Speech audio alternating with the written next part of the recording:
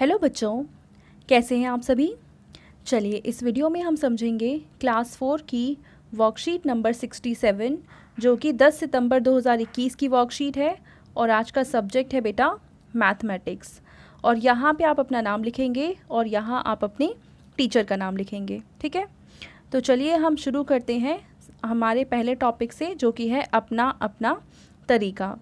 बारिश के मौसम में पहाड़ी इलाकों में बादल फटने की घटनाएं होती रहती हैं।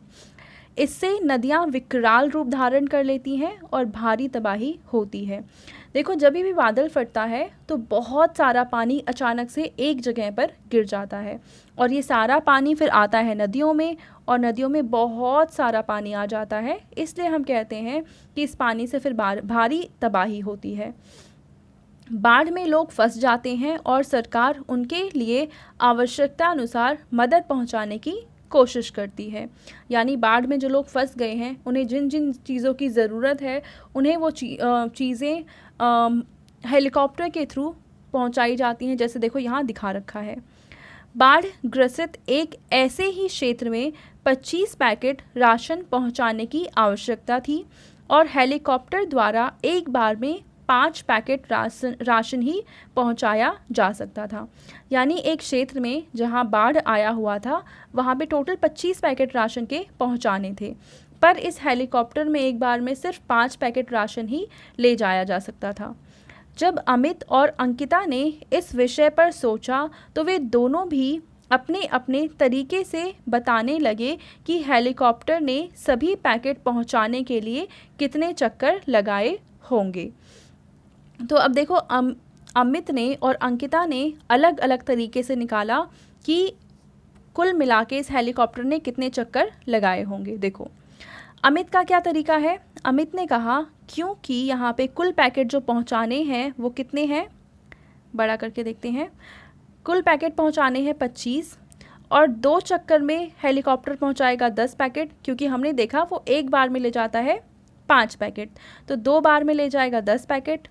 फिर अगले 2 चक्कर में फिर से 10 पैकेट लेकर जाएगा, 20 हो गए। अब बचे 5 पैकेट।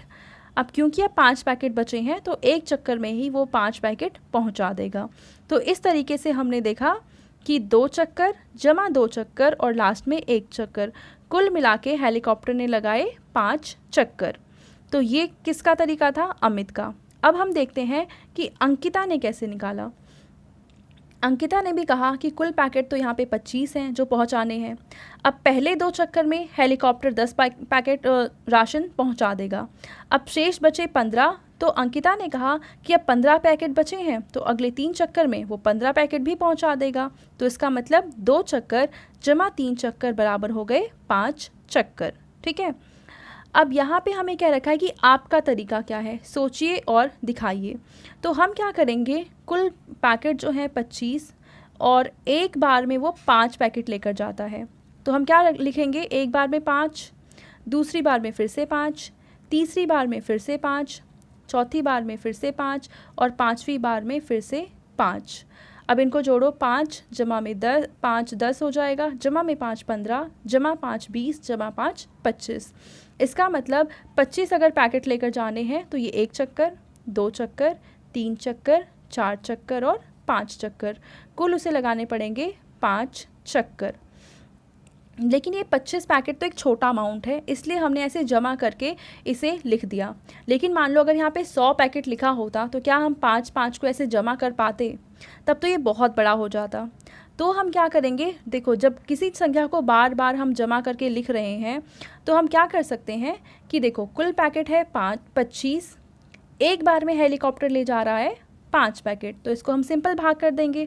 तो यहाँ पे आ जाएगा 5 पंचे 25, घटाएंगे आंसर आ जाएगा 0। इसका मतलब यहाँ पे कुल लगेंगे, ये है आंसर 5 चक्कर, ठीक है। तो इस प्रश्न का आंसर हमने अपने तरीके से हल कर लिया। अब आगे देखते हैं हमें वर्कशीट में क्या दे रखा है। देखो यहाँ पे इस तरीके से हल भी कर रखा है, 25 को 5 से भाग करेंगे तो आ जाएगा 5, ठीक है। अब आगे हमें कहा है सोचिए और बताइए। पहला है यहाँ पे कि अमित को 18 टमाटरों को बराबर संख्या में बांटकर 3 टोकरियों में रखना है, तो वह प्रत्येक टोकरी में कितने टमाटर रखेगा। देखो अब अगेन हम क्या कर सकते हैं, 18 टमाटर हैं तो इसके लिए वो पहले 3 टमाटर लेगा, टोकरी में रख देगा, फिर से 3 टमाटर लेगा, टोकरी में रख देगा, तो 6 टमाटर हो गए। उसने एक बार और 3 लिए, 9 टमाटर हो गए, फिर से एक बार 3 लिए, 12 टमाटर हो जाएंगे, फिर से एक बार 3 लिए, 15 हो जाएंगे, और फिर से एक बार 3 लिए तो 18 हो जाएंगे। तो यहाँ पे देखो कि उसे 3 टोकरियों में रखना था, तो हर एक टोकरी में कितने कितने आ जाएंगे, 1 2 3 4 5 6, ये 6 बार आ रहा है, इसका मतलब 6 टमाटर हर एक टोकरी में आ जाएंगे। सिंपल इसको हम ऐसे भी हल कर सकते हैं, 18 भाग 3, और भाग कैसे करेंगे, 3 को बाहर लिखेंगे, यहाँ लिख देते हैं, 3 को बाहर लिखेंगे, 18 को अंदर लिखेंगे, 3 6 होता है 18, घटा देंगे आंसर आ जाएगा 0। इसका मतलब 6 टमाटर हर एक टोकरी में आ जाएंगे। ठीक है, पहला प्रश्न हमने हल कर लिया। अब हम देखते हैं दूसरा प्रश्न। अंकिता के पास एक फ़ोटो एल्बम में लगाने के लिए 54 फ़ोटो है, यानी अंकिता के पास टोटल 54 फ़ोटोज़ हैं। यदि एक पेज पर केवल 6 फ़ोटो ही चिपकाई जा सकती हैं तो वह 54 फ़ोटो को एल्बम के कितने पेज पर भर सकती है। देखो कुल फ़ोटो है 54 और एक पेज पे आती है 6 फ़ोटो, तो हम 54 को 6 से भाग कर देंगे, 6 बाहर 54 अंदर, भाग करेंगे तो कितना आ जाएगा, 6 निम 54। तो इसका मतलब कि टोटल 9 पेज में इसकी पूरी जो फ़ोटोज़ हैं वो चिपक जाएंगी। ठीक है, तो पहला और दूसरा प्रश्न हमने दोनों हल कर लिया, सिंपल भाग ही करना है और आंसर आ जाएगा। अब आपके पेरेंट्स के लिए यहाँ पे सुझाव है कि बच्चों को बताइए कि घरों से निकलने वाले कचरे का व्यवस्थित रूप से निकास ना होने की वजह से यह कचरा नालियों में जमा हो जाता है, जिससे जल भराव जैसी स्थिति भी उत्पन्न हो जाती है। उनसे चर्चा कीजिए कि ऐसी स्थिति से कैसे निपटा जा सकता है। तो आप ज़रूर बच्चों को पहली बात तो ये बताएंगे कि कचरा इधर उधर कहीं नहीं फेंकना चाहिए, कचरे को कचरे की जगह पे ही फेंकना चाहिए।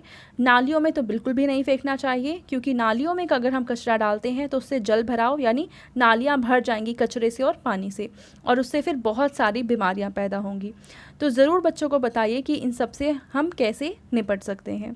तो बच्चों ये थी आज की हमारी मैथ्स की वर्कशीट। आई होप आपको ये वर्कशीट अच्छे से समझ में आ चुकी होगी। एंड अगर आपको ये वीडियो अच्छी लगी है तो इसको लाइक करें, अपने फ्रेंड्स के साथ शेयर करें और इस चैनल को सब्सक्राइब करें। Thank you.